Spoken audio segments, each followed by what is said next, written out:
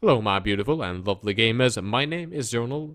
I've been trying to record this for now 2 hours or something like that. This is gonna be my last recording, hopefully, because I found out it's 20 minutes long every time I make it. So I will be splitting this communication guide into multiple parts. This will be focusing on how you do it on very high elo team, very high tier teams, and then there will be one most likely on how to adapt that into solo queue, and then one hopefully maybe at how to generalize calls so there's no confusion in your calls. We look for those as latest videos, but this has been requested by so many people, so I will just jump right into it. Now, when it comes to teams, everyone does it a little bit different from others, and that's very important to note that this is not like the universal standard that everyone does this and blah blah blah blah. For example, I do not know the structure of Dallas Fuel or London Spitfire because I've never heard them in game on mics, like on a proper full tier scrim. So I do not know how, for example, they would do it compared to Houston Outlaws, for example. But this is like generalize how stuff do it, how I teach a lot of teams, how I see a lot of teams, both high tier and low tier, but especially some of the high tier teams are because you're now doing it. And this will hopefully break a lot of that down. So, with no further ado, you normally set off 2 callers on your team. These are supposed to be your voices of reason.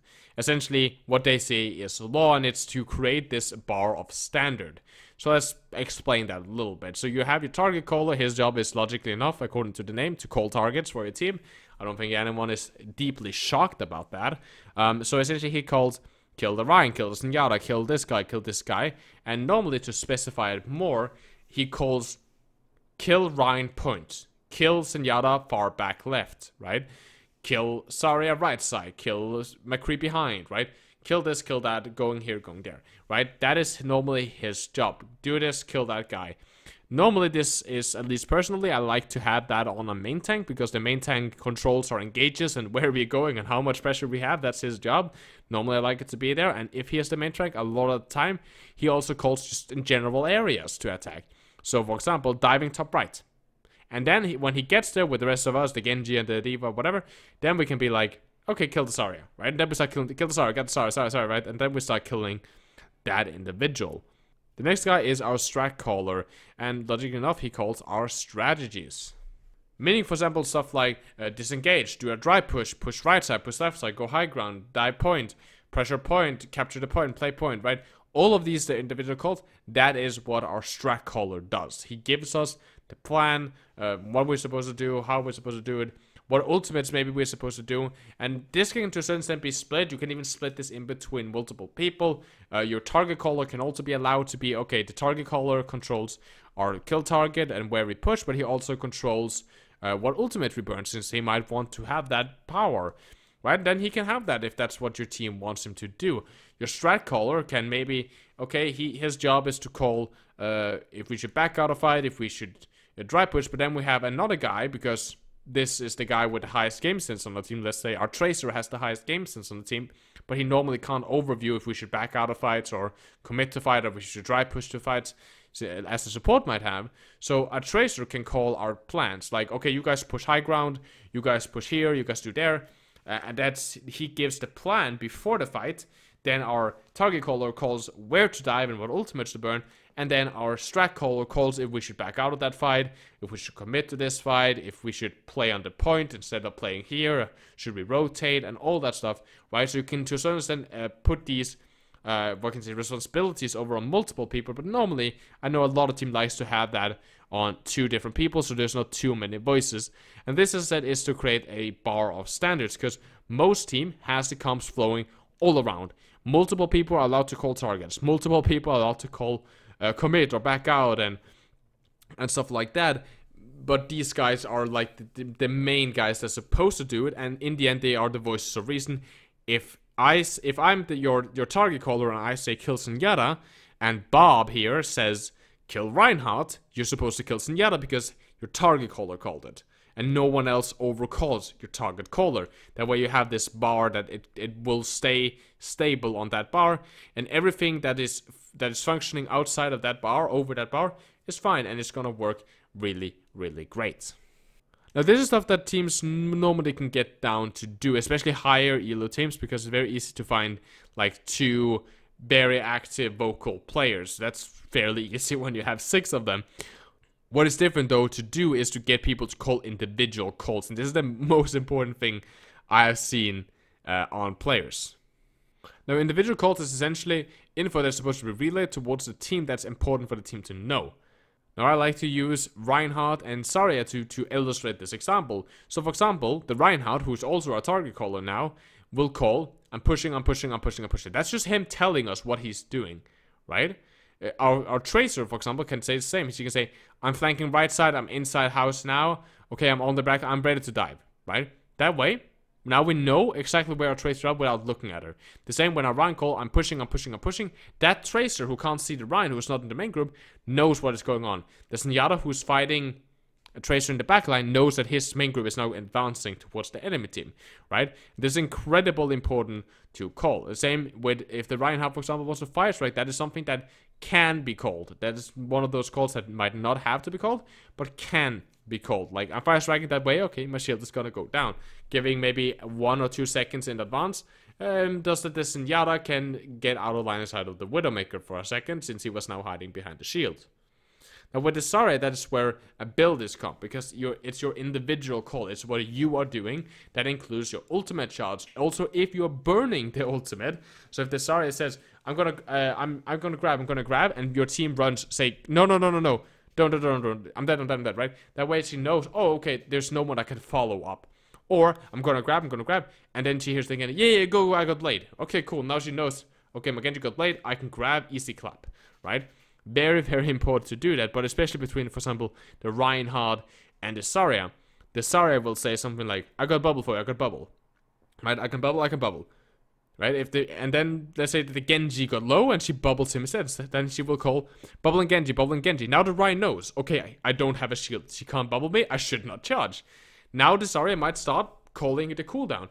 Okay, 4 seconds to cooldown, 4, 2, 1 second to bubble, I got a bubble, right? And now again the Ryan knows, okay, now there's a bubble ready. Meaning I can use that if I want to charge. So if he then wants to charge, he has again to call his individual, this is very important. Bubble me, I'm charging, bubble.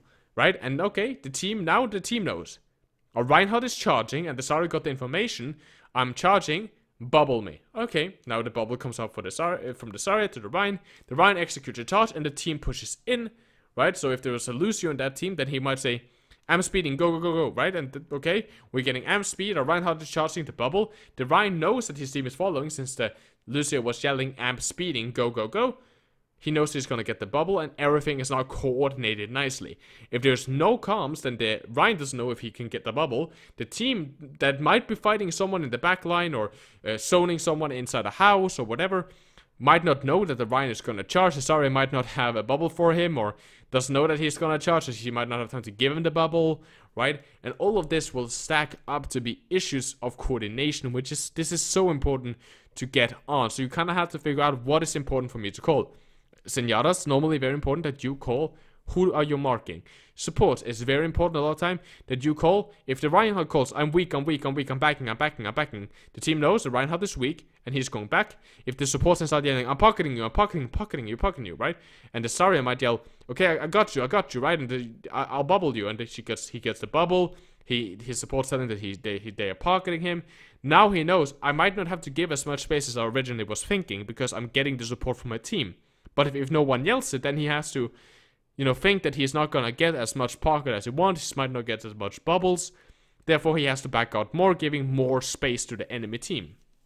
There's numerous examples. Always just remember that you can't fill everything, so you can't narrate everything. Saying stuff like, I'm reloading. It's like, a lot of time that might be a little bit stupid. In some situation, that might be okay. But a lot of time that might not be that useful for your team.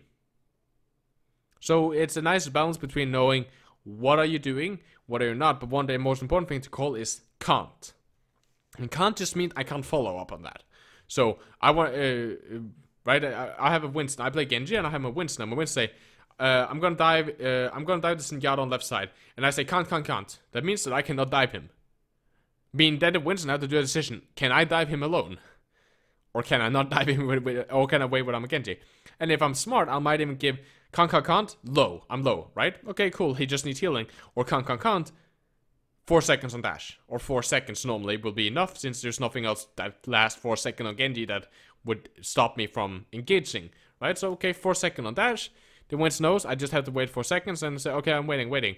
And if he does say I'm waiting, then I will give him the cooldown. 2 seconds, 1 second. Okay, I got dash, I can go. Okay, diving, left side Zenyatta. Go, and he dives, and I follow, and then we kill the Zenyatta. Very important individual calls. But he does not need to know I'm mailing the Ryan, for example. It's like, no one needs to know that, for example. In the end, information calls are the stuff that I see most people do in ranked and stuff like that. And what normal people is, but they're normally very, very egoistic. It's normally stuff like, the guy I just shot is low, right? And normally low means half HP or less for that hero. So for Roadhog, that's 300 HP. For a soldier, that's 200 HP, right? Low normally is half or under. One shot is normally somewhere between 50 and 30, depending. I know that when I played Genji, my team had this rule that well, at least for a period of time, I had a rule with my team that one shot or one mean that it was 80 HP or lower, because that was exactly the amount of damage I can do with a dash melee combo. Essentially, giving me the information if I can one shot it with a dash combo. That was what one shot meant, because we used the standard of Genji's damage model. But normally it's everything from like 50 to like 1 HP, or normally 30 for some teams to 1 HP. That is what one is. And that's the normal one to have for a team. Normally it's very important also to call the ultimates of the enemy team. This is information call. Again, it's about what is the enemy team doing. But the most important things, which most people don't do, or most team doesn't know how to capitalize on, is stuff like Zarya no friendly. That means Zarya doesn't have a friendly bubble that she can give to her Reinhardt, for example. Or Zarya no self, or no personal, meaning the Zarya does not have her own bubble, meaning she's very diveable. Ana no nade, Ana no biotic grenade, right? Ana no sleep. Tracer no recall. That's incredibly important to give you information to, for example, your own Tracer, that the enemy Tracer does not have a recall. You can take the 1v1 easily if you have yours, right? Giving you a huge up, right? They have trance. They're gonna trance. They're looking for shatter. These are very, very, very, very important calls to make for your team. Also stuff like Tracer flanking left side, McCree on high ground, right? All of these are very, very, very important calls to do to a team. And they are in general, but it doesn't matter if you do the call and no one knows what that means. So for example, if I say Tracer no recall, or well, even better, if I say Zarya no personal, but my team does not understand, what are we supposed to do about that, right? Then that's not an important, then that call has no value. So it's also very important to make sure that your team is on the same page, that if this call is made, that means that we should maybe think about capitalizing on these and these mistakes. Now, I hope this video helped. I'm trying to short it down. It's already fucking 40 minutes on me just talking about this. And you can imagine how long this was if I'm gonna add like 2 or 3 more things to it. So I hope you enjoyed. If you have any questions, drop those down in the comment. Tell me if this was helpful. If you want to see more communication guides. As always, guys, I hope that you enjoyed. I hope you have a lovely, lovely gaming experience. You guys take care of yourself. And as always, guys, stay positive and keep the enemy in your crosshair.